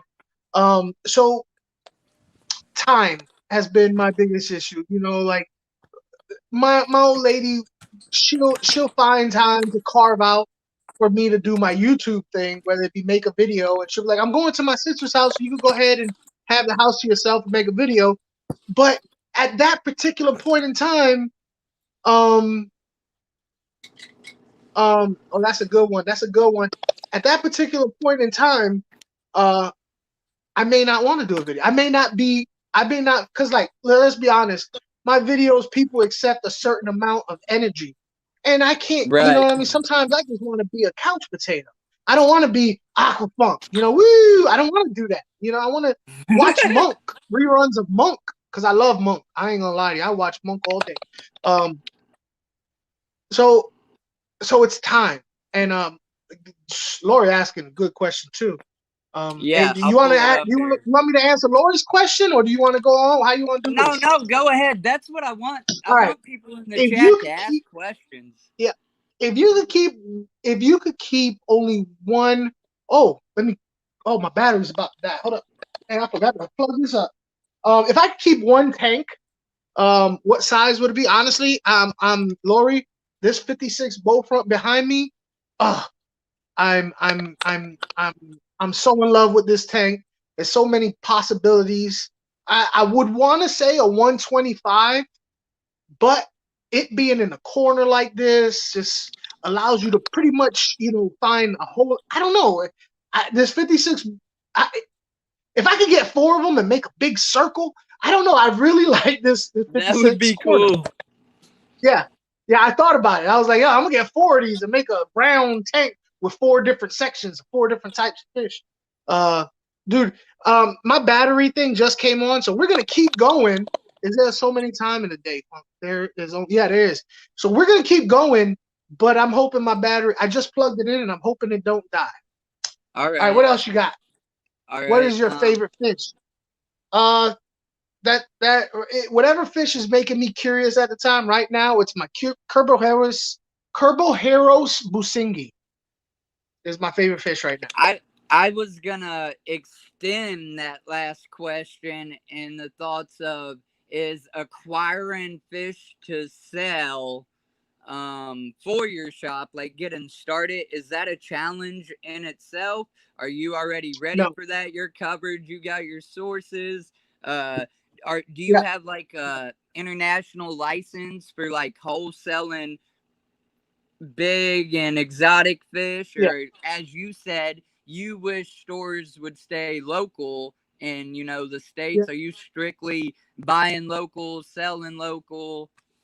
Just extend that a little bit.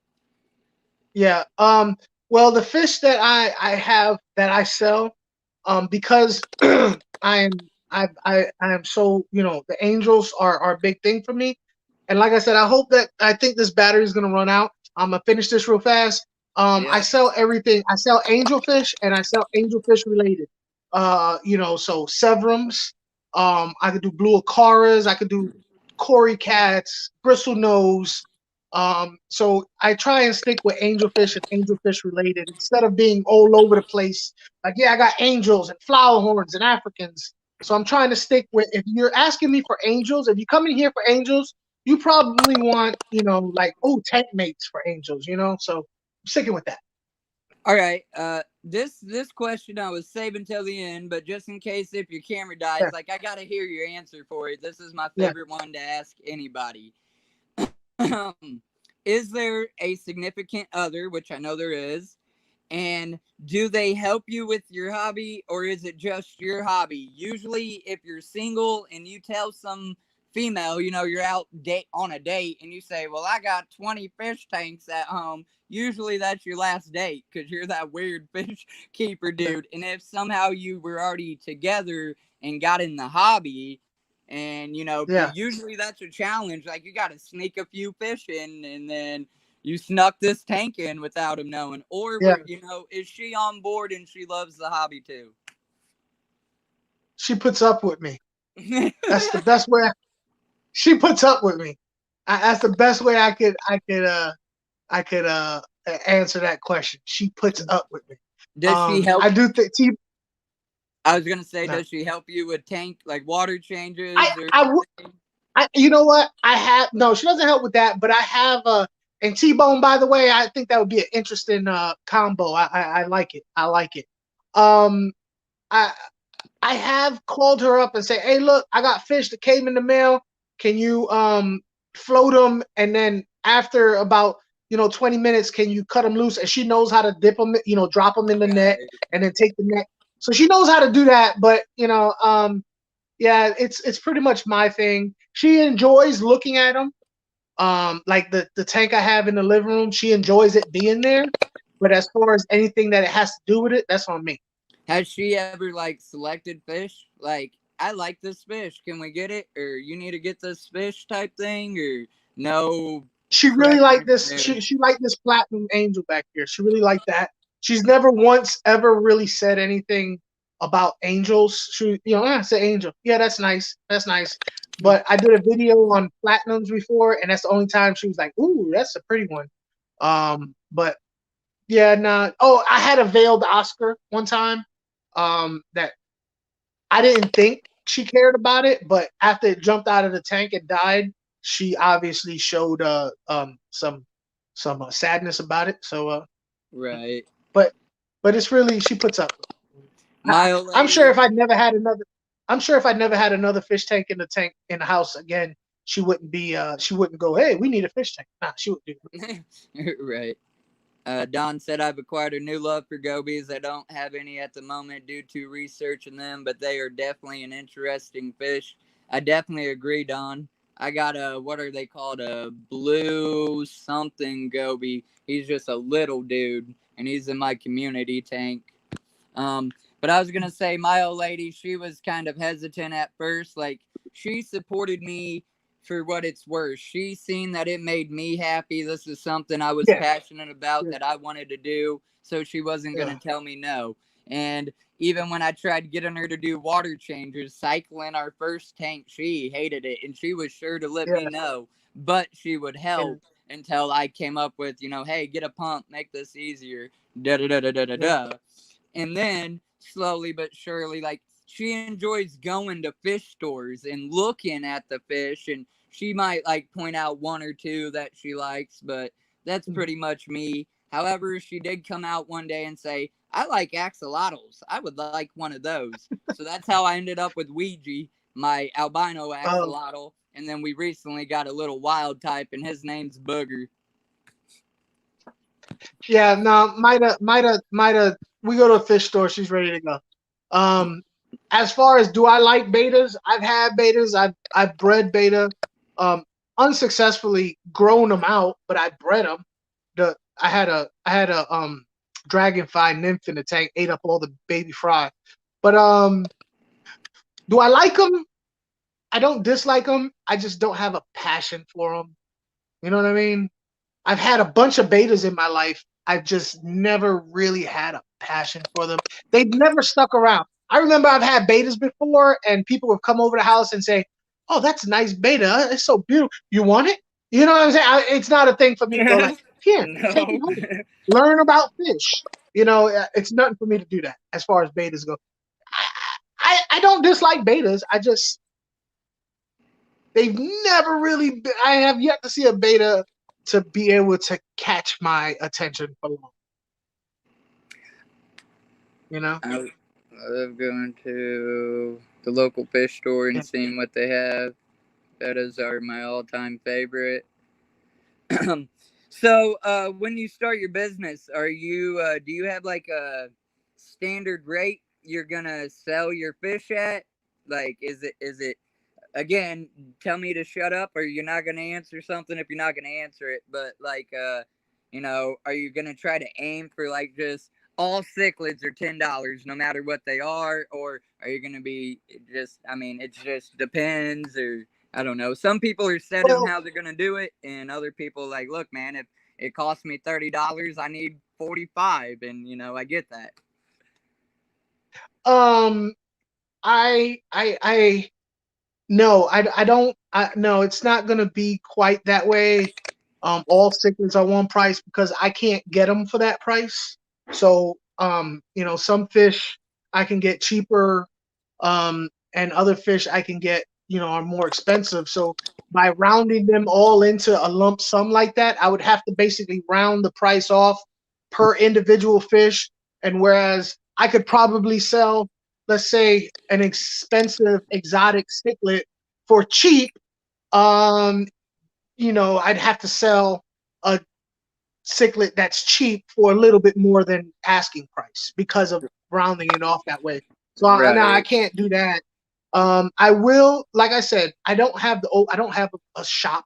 I don't have extra rent. I don't have all these overheads. So I'm gonna try, and for the channel members, honestly, I'm going to, in my opinion, by them, pulling out money on a regular basis, I'm gonna try and keep it as low as possible, without me. At that particular time, as for a channel member, all I care is me not losing money. Right. So if Right. I could, I'm not trying to make, like get make money off it because they're channel members, right? They're gonna be giving me money on a monthly basis. So I'm not really trying to like make a lot of money off that. But for regular things, I'm just gonna try and keep it as profitable as I can without being too high. Don't Right. now, Patty. Patty. Betas are personable. But I don't know what it is. A lot of my fish that I keep, I've realized anything under 4 inches, I lose. I lose. It doesn't really catch me. Like 5-inch cichlids, and 5 to 10-inch cichlids is kind of my comfort zone. And all my fish are in between 5 and 10 inches full grown when they get full grown, and that just seems to be the thing for me. Like one of my videos that I've already made. I've pre-made videos for my channel member podcast, and one of the subjects is the fish keeper you want to be versus the fish keeper. No, the fish keeper you are versus the fish keeper you think you are. And it takes a while before you realize I am not a big cichlid keeper. I am not a nano fish keeper. I am not a African cichlid keeper. I am not. It takes a while before you realize this is who I am not saying that you can't have other things on the side, but there are certain fish that is always going to be natural for each of us to be attracted to. And Central and South American cichlids that grow in that range is kind of my thing. But I've noticed. So then, are you only gonna sell, breed, raise, whatever, however you do it, buy them certain fish? And is it gonna be fish that you're comfortable with, or are you just gonna go with the demand, or browsing and what sells, or what kind of fish are you gonna keep and sell?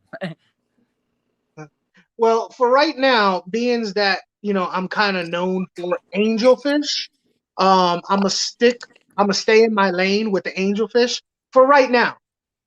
Of course, I have access to other stuff that I'm going to venture out with, but let's be real, angelfish have been a staple in the hobby for a reason.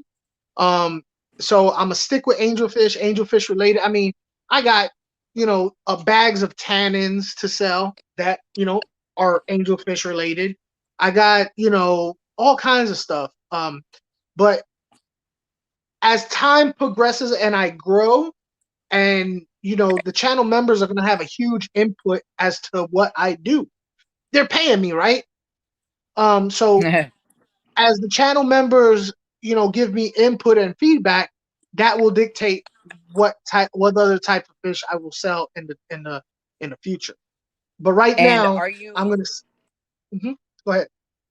I was just gonna say, and are you gonna start out shipping fish, or are you gonna just stick to local at first till you get your feet wet or whatever? Are you just gonna open up and you're gonna be able to ship fish instantly, or Yeah. I don't know. Once I That have my should have been website, another question. What's your thought on yeah, shipping fish?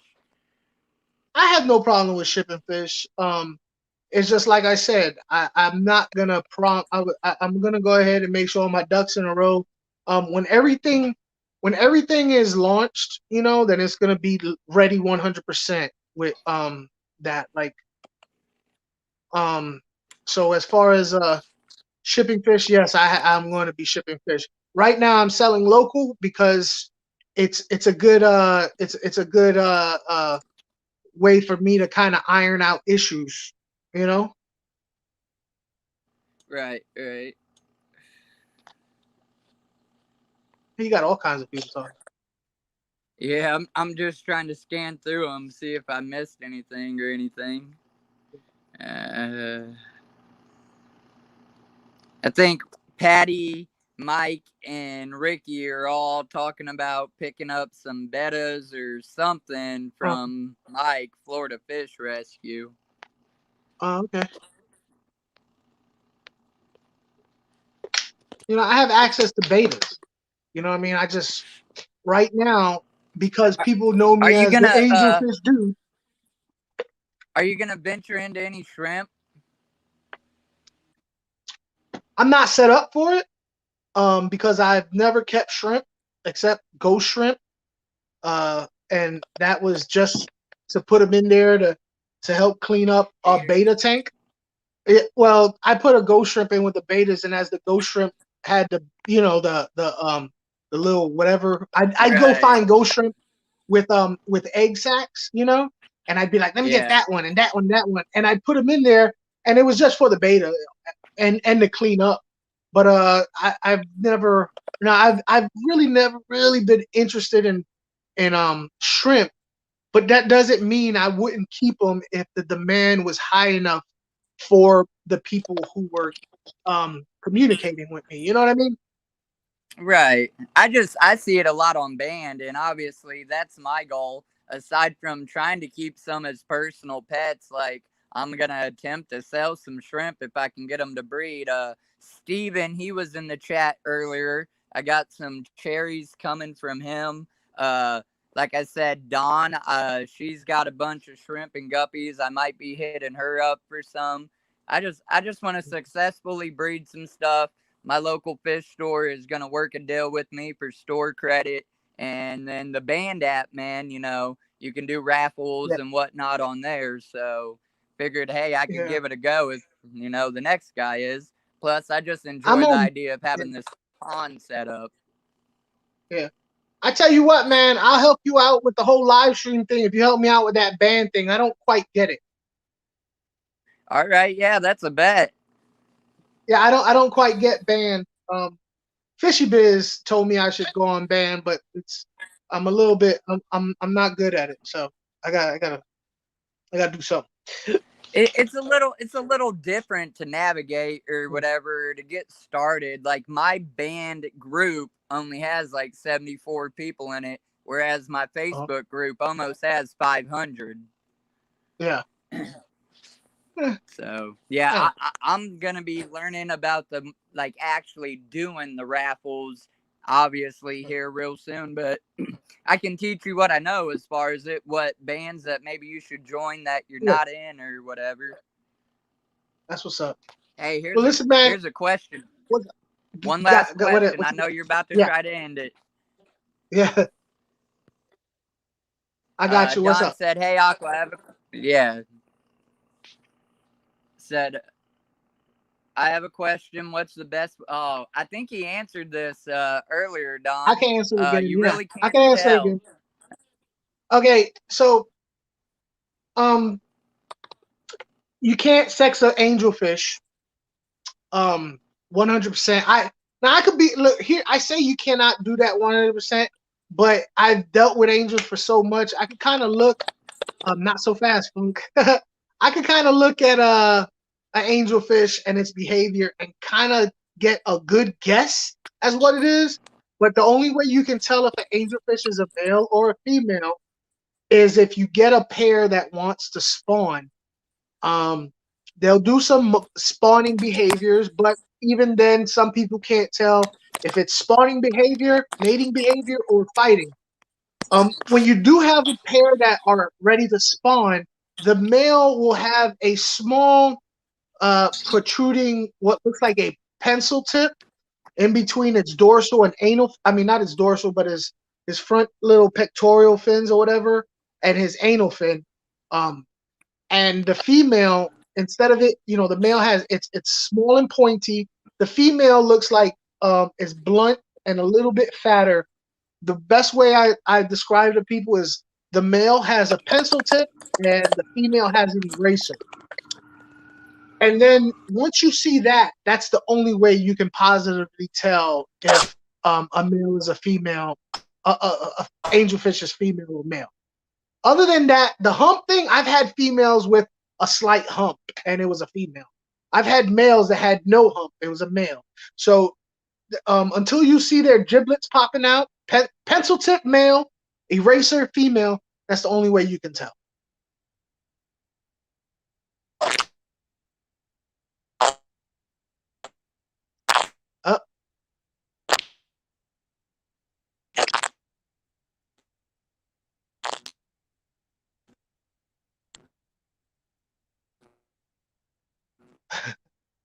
All right, I don't know what's going on.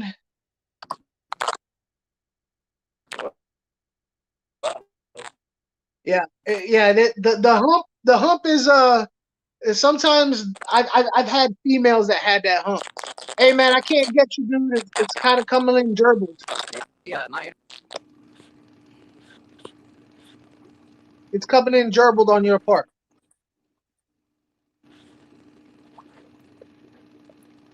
It's like you're in a capsule going around the opposite side of the moon or something. Sorry. All right. I was gonna try to show you guys some of my guppies that I got today real quick before I got out of this stream. But in order to do that, I needed to turn my camera around and make it where nobody got to see the certain thing that I done in this tank until that video goes live. But obviously my internet connection, it's lagging. I want to take the opportunity while I have some connection right now to personally thank you, Aquafunk. I was shocked that you had offered to, come on my stream. Little old casual aquatics. I ain't nobody yet. I want to extend the offer to anybody in my chat. I do this in every live stream. Don't do that. Don't do that. He said, "Don't." You're gonna have some crazy people coming up on your chat, man. I'm telling you. Don't just let anybody come up there willy nilly. No, you're gonna be on process. Obviously, they got to email me. We got to talk a minute. I got to know them a little bit, whatever. But as far as like my casual aquatic group members, any of y'all, you're more than welcome. Get with me. We'll set up a date and a stream and a time, and just to show off your tanks. I would like to start doing some open panels, but usually when I do an open panel live stream, it's like not too many people show up. So I've been trying. Well, I'm gonna help you with that, man. I can tell you why that is. I'll help you with that. All right. So I've just been trying to reach out to people, bigger names, not so big names, and just see if they'll take a chance to come answer some questions, talk fish, and show their tanks. We've had at least 11 people hang out through the most of this, even though I don't know if I've seen 11 people comment. And right now we have 14 people hanging out at the end of it. Thank you so very much. I appreciate it. If you enjoyed this, hit the like button, share it out, let somebody else see it. As I said, obviously, it's all about growing the hobby and helping one another out. Even if I end up with 100,000 subscribers, I'm still going to be me, this weird, nerdy dude that likes to keep fish and talk fish. And, yeah, just thank you, everybody. I appreciate it. And Funk, thank you for taking the time out of your day to come on my stream, man. It's no biggie, man. No biggie at all. We're all the same people, this dude, that subscriber number, it's a matter of time more than anything else. You know what I mean? Right. It's not a big deal. I enjoy what I do, and if I gain subscribers as I'm doing it, then awesome. Like I said earlier, I'm not even monetized. I still need like 1,500 hours. And if that happens tomorrow or next year, okay, whatever. I'm still gonna be doing me. What's up, Pitch? How you doing, man? All right, Dawn. Nice meeting you. Ricky, I'll get with you on that, buddy. All right. Well, listen, I'm about to head out, man, because I'm hungry. Caught me before lunch. Yes, before sir. dinner. I'm sorry. All right. All right. Thank you. And I'll message you after the stream. We can chat a little, more direct. Yeah. All right, man. Thank you, everybody. I hope I catch you in other streams tonight. I don't know who all is still up to go live, if anybody. If not, I'll catch y'all in the next stream, in the comments and the videos. Everybody go check out Funk if you haven't already, and have a good night. And that's going to end it.